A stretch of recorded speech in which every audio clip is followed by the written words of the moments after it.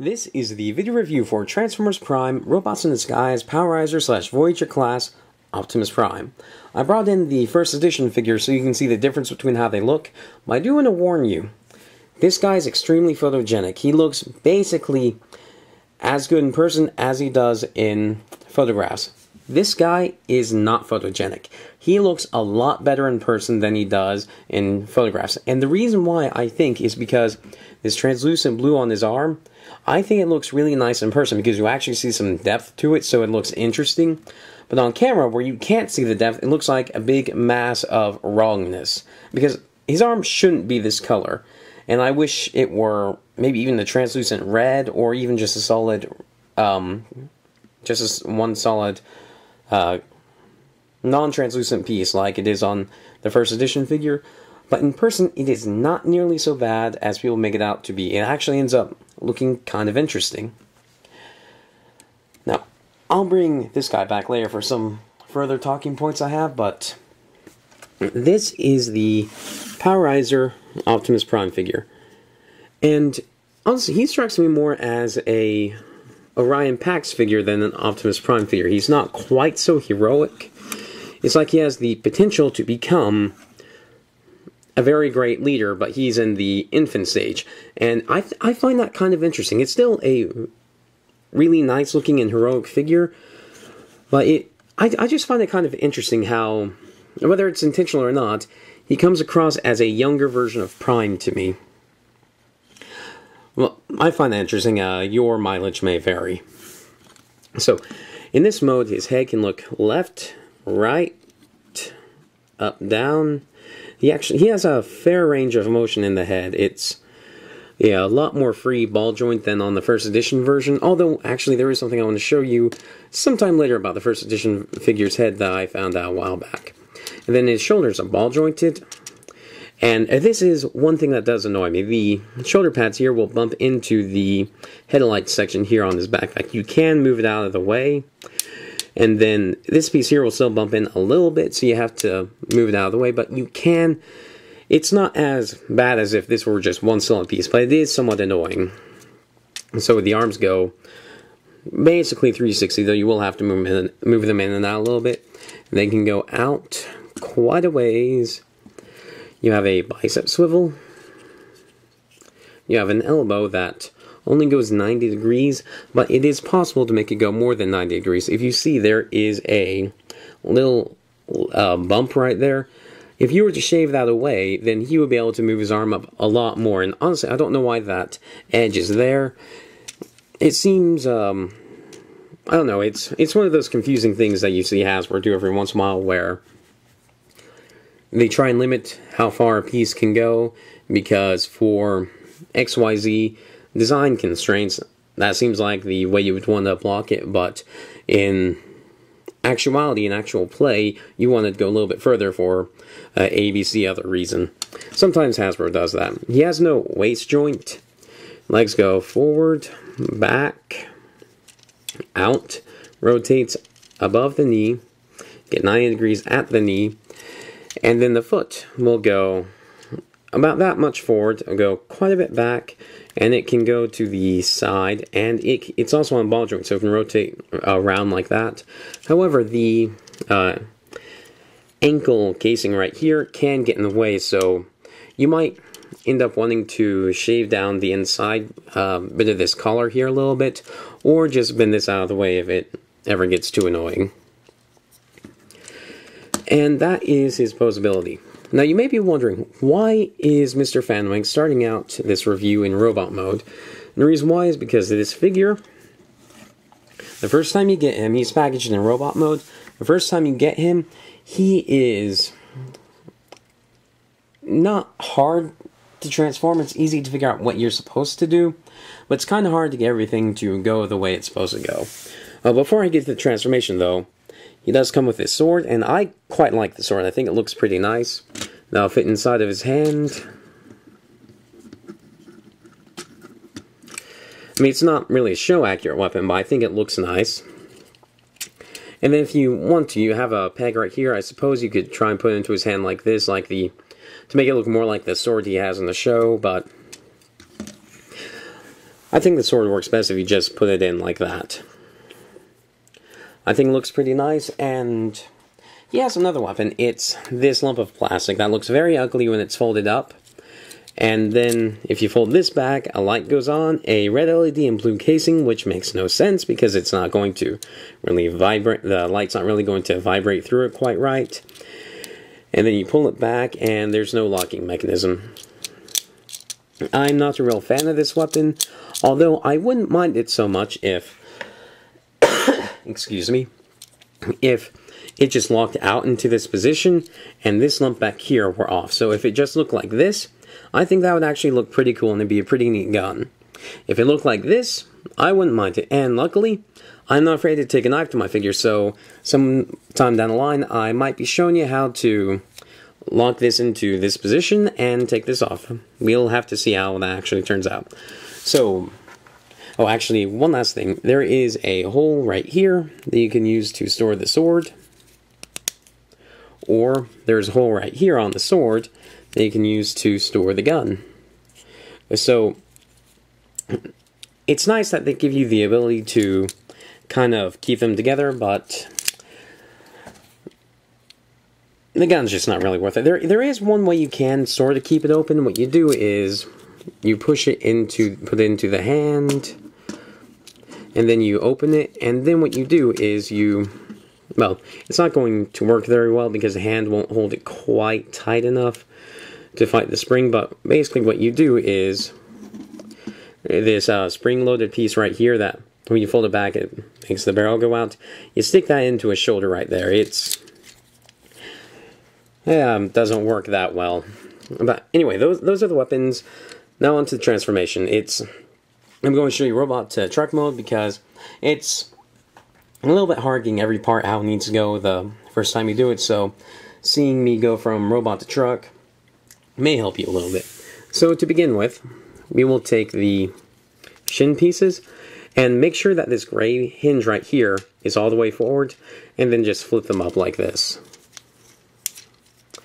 Then you will take the feet, rotate them in, and put them up like that. They'll form the trailer hitch. And then you will plug the legs together. And then you will keep them bent a fair way back like this. That'll keep them out of the way. Next, what you will do is you will pop the chest forward. And the way the chest was pegged on, because this is something that you kind of need to know how to do when transforming him into robot mode, is you will see a tab right here and right here. Those tabs will go into the hole here and here.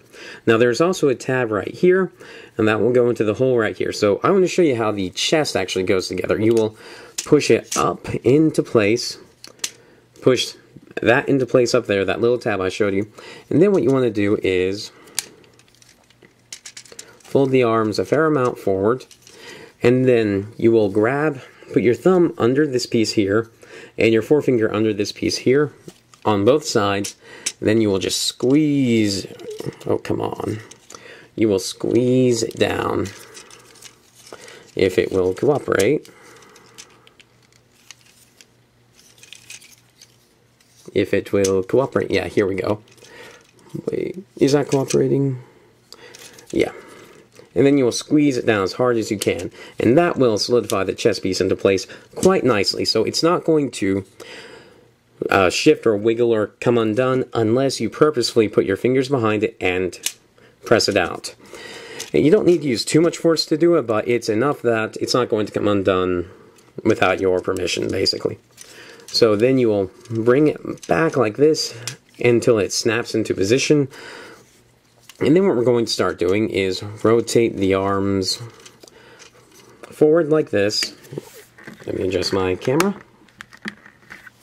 Then you will take this piece here, you will fold it out. There's a little red bit in here, you will fold that down. And then what you will do is rotate the arms, the forearms, so that this little notch right here is facing the same way as the cup for the ball joint. Then what we will do is we'll rotate this back and sort of bring these in at the same time. and fold the hand down. Ooh, actually one thing I did forget. Don't forget to fold the head down like this, because once you get the chest area here turned into the front of the cab, then it will be somewhat harder to get it put into place. And as you can see, the mounting for the head is actually the grille. Now, repeat on the other side what we did with the other arm. Pull this out. Pull down this little red bit in here. And then rotate this so that this little notch right here faces the same way as the cut for the ball joint. Then rotate this back.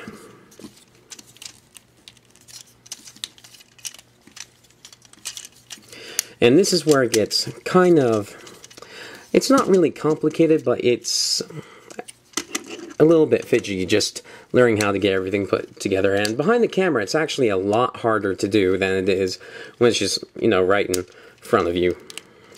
Let's see, you get these sort of side chest pieces folded back, and get the arms pegged together here, and get the fist facing down.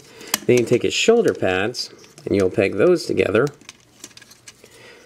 And one thing you really want to make sure you do is, you see the ball joint housing here, you want to make sure that is facing as straight up as possible. So you'll want to turn that on each one, because that'll make everything fit a lot better if you do that.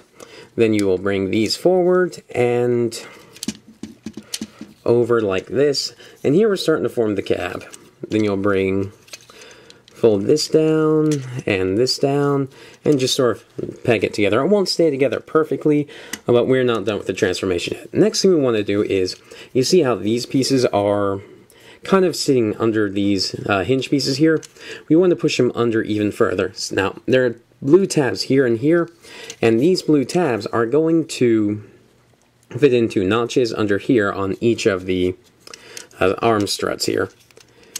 So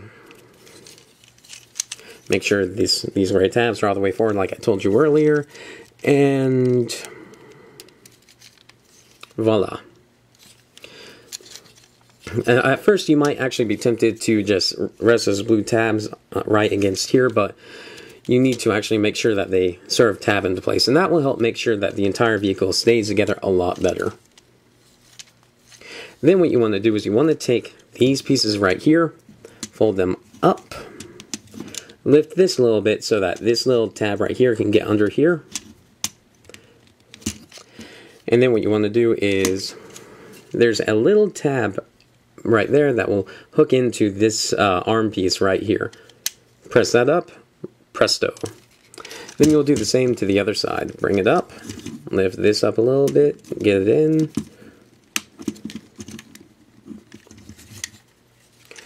Press this up to get it to align properly. And then what you do with these plates right here is you will fold them up, and there's a little tab right here. They'll go into a little hole right here.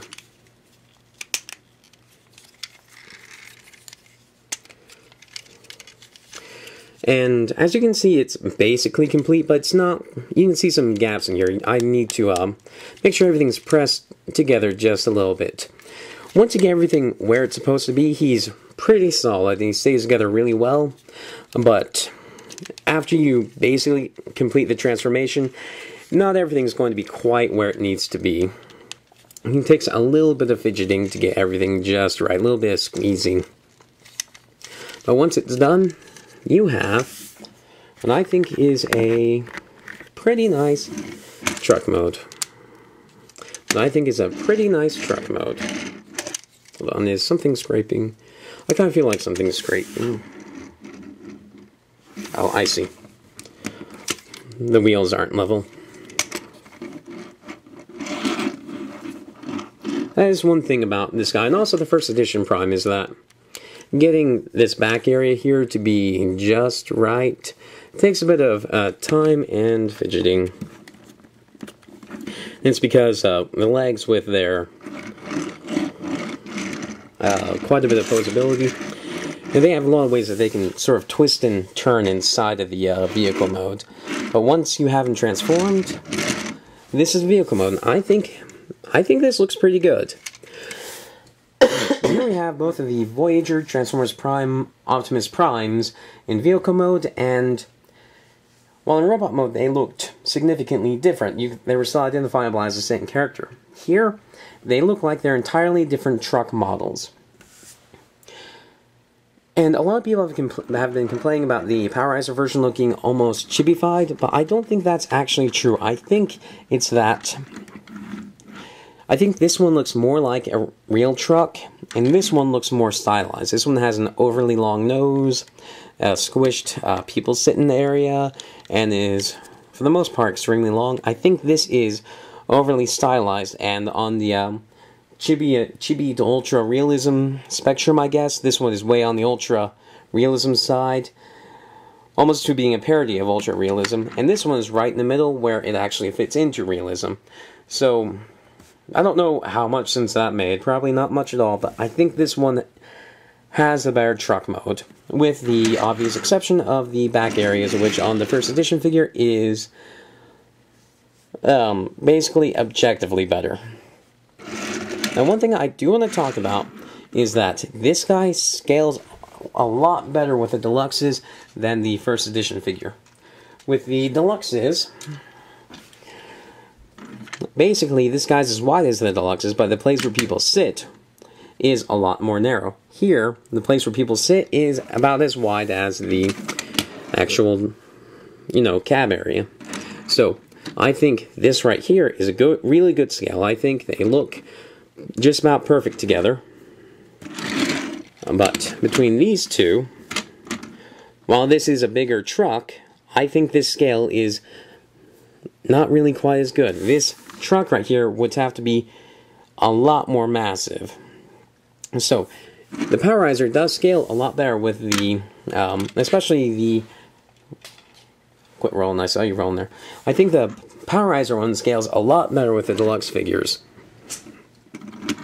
So, I guess the last thing I want to say about these guys is that I know this will not be a comfort to the people who don't have a choice, but having had both of these figures, if I could only have this figure, I wouldn't be too terribly disappointed. Now, I prefer to have both of them. They both have their charms, they both have their good points, and, well, they both have their bad points. Honestly, I can't tell which one I like better. I do think this one's a more fun figure with a more interesting transformation, and for that reason, if I had to choose, I would choose this guy, but I don't really consider that which one I like better, just which one is more playable. But that's not the only thing that goes into which figure I like better. Some figures look really great, even though they're not very fun, and I like them just because they look great, so I do recommend this guy. Even if you already have this guy, I do recommend this guy. They're different enough that it's very interesting to own both of them. This is a very nice figure. Thank you for watching.